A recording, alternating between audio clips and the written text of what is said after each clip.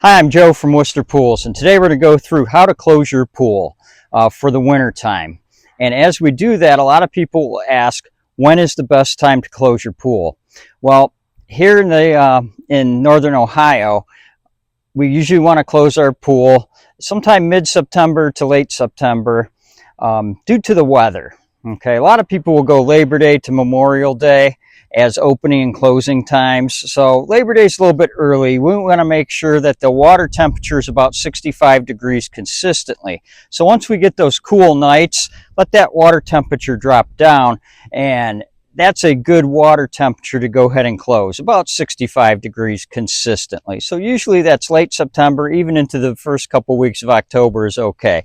You want to watch the leaves and debris falling into the pool. So just kind of look at your environment when you close your pool. Don't do it too early, because if the water's too warm, what can happen is you can get algae growing. It's going to heat up underneath that cover, and that algae can grow. So you want to wait for a good water temperature, about 65. So again, mid-September to the first couple weeks of October is usually the best time to go ahead and close your pool. So a couple things we want to do to get ready to prepare the pool is we want to make sure that we clean everything out. We want to go ahead, take your brush, scrub that liner. The liner's actually porous, and algae likes places to stick to. So with the porous liners, that algae can stick, and as you go ahead and brush everything down, it kind of works that liner and mixes everything in. So brush the pool down real good, and then you want to go ahead and either try to vacuum your pool, vacuum that debris out, whether it's by hand with a hand vacuum, or if it's with a automatic type vacuum that moves around by itself. Watch the water temperature. If you do it later in the season, those automatic vacuums start to work a little bit sluggish as that water temperature is real cold. So give them some more time to work. But vacuum the bottom, get everything out of the pool. Okay, take all the kids' toys out. Go ahead and get your ladder out. Very important. Watch the water temperature, because a lot of times you have to get into the pool to take the ladder out. So as that water temperature falls, you don't want to try to get the ladder out when the water's too cold, because you have to get in the water to go ahead and do that. So get your ladder out. Go ahead and take a scrub brush. Clean everything down. Clean your ladder. It's always good to go ahead and clean that water line around the pool. Scrub that liner. We do like to use a natural chemistry product called Clean and Perfect. Go ahead and spray that on the liner. It doesn't affect the water chemistry at all, but go ahead and scrub that. Clean that water line up, because anything that sits around there over the winter time can stay in your liner.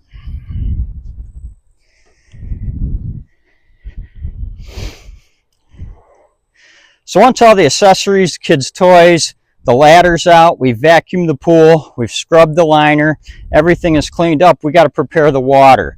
So it's very important to make sure that the water is balanced, okay? And what I mean by balanced is the alkalinity between 100 and 150, the pH level between 7.2 and 7.8, and finally the calcium level being between 200 and 400.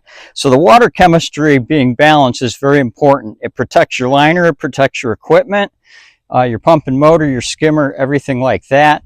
If those levels are too low, the water is very acidic or corrosive. So we don't want it to work against your liner and your equipment. If it's too high, those levels are too high, it can also be scale forming. So we don't want to have scale go ahead and build up over the winter time. So make sure that water is balanced, test it real good, make sure everything is balanced out. So again, alkalinity 100 to 150, pH 7.2 to 7.8, and finally calcium between 200 and 400. So once those balancing levels are good, we want to go ahead and make sure our chlorine or our sanitizer level is good and high, okay? We want that chlorine level of 2 to 4 parts per million. If you're using a mineral system like the Frog, it can be 0.5 to 1. So a good chlorine level will help make sure that water stays clear and keeps anything or algae from growing over the winter time. Okay. Right before you do want to start to prepare the water chemicals for the winter, we do want to shock the pool. So we're going to go ahead and raise that chlorine a little bit with the Turbo Shock. Pool Life Turbo Shock is the strongest shock available on the market. It's 78% available chlorine and 75% available chlorine. A couple days before we go ahead and close it, we want to use Natural Chemistry Spring and Fall Pool Magic. That's important because it's an enzyme that eats the organics out of the water, the pollen, the dead algae, suntan oils, things like that that can create water lines. But also, if you add this, we almost guarantee that your pool is going to be clear when you open it. It's a natural enzyme. Anything from Natural Chemistry is a natural product. So then that way it cleans up that water. So add that a day or two before you close it while that water's still circulating. So again, we want to shock it with a chlorinated shock like Pool Life's Turbo Shock and Natural Chemistry's Pool Magic. Once that is done and we've circulated that for a day or two, it's going to be a time to go ahead and get the water level where it needs to be. So what we want to make sure is if we have a winter faceplate, for the skimmer, we can go ahead and leave that water halfway up the skimmer or below. So halfway up the skimmer if you're using a winter faceplate, down to 2 or 3 inches below that skimmer if you're not. So that's a good range for where that water needs to be for the winter time. How do we get that water there if it's too high? Well, we can use a little pump. A little sump pump to go ahead and pump that out, a small cover pump to pump that out, or we can create a siphon just with a garden hose and we don't need to purchase anything. Well, how do you create a siphon from just a garden hose? It's actually very easy to do. So what you want to do is take your garden hose, attach it to the spigot on your house, put the hose on the water on the pool itself, and turn it on and actually put water into the pool, okay? Only let that run for a minute or two. Then we want to go back to the house, turn that water off, unhook that hose from the spigot, put it down on the ground. As that water leaves the hose and goes out onto the ground and flows out, it creates a natural siphon because the ground is lower than the pool, and the gravity will go ahead and take that water out and create a natural siphon to go ahead and siphon that out. So you don't have to buy a pump. You can just create a siphon with a garden hose. Very easy to do. It seems like it's hard, but it's really not. So you do want to watch anytime you pump the water down that they can pump pretty quick. And you don't want to go away and leave it pumping or siphoning because that water level can drop too quickly. Okay, see, we want to keep a good water level in the pool because we need the water to support those walls over the winter time. With all the snow and ice on top of the cover pushing down, it can pull on those walls. So we want to keep that level of water at a good level to go ahead and protect those walls. So again, halfway up the skimmer to 2 to 3 inches below the skimmer. Anywhere in that range is a good wintertime level.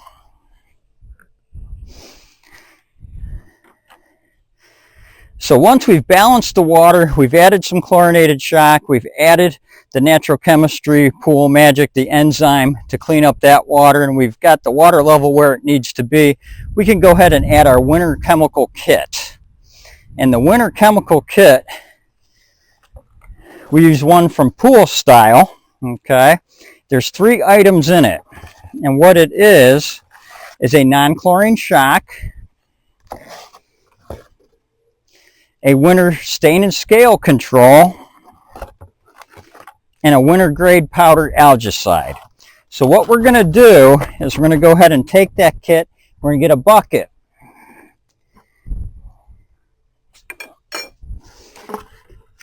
We're going to go ahead and fill that bucket with water about 3/4 full. We're going to start with the non-chlorine shock. We're going to go ahead and add that. You always want to start with a bucket of water and add the chemical to the water. Whenever you're mixing any chemicals, never put the chemical in first and then water on top. Just scoop a bucket out of water out of the pool. You have 2/3 of a bucket full, add the chemical to the water. Once we've done that, we could go ahead and mix it up. So we're going to make sure it's good and dissolved, and sometimes you use a half a bag at a time just so it dissolves. And then we're going to go ahead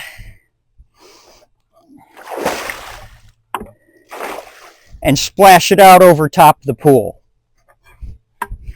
So those 3 winterizing chemicals, we're going to go ahead and do about 30 minutes apart. So mix them separately in a bucket of water, add them to the pool about 30 minutes apart.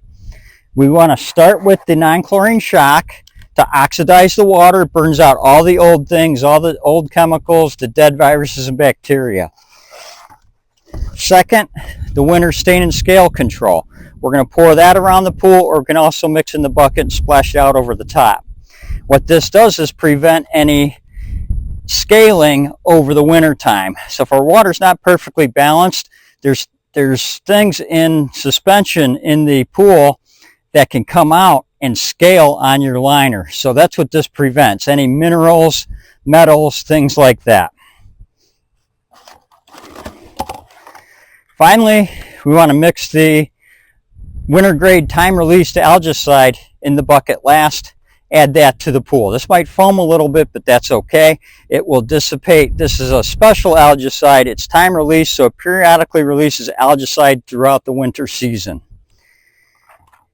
So once those chemicals are added, we are ready to go ahead and move to the next step. We'll work on our skimmer and our pump and motor.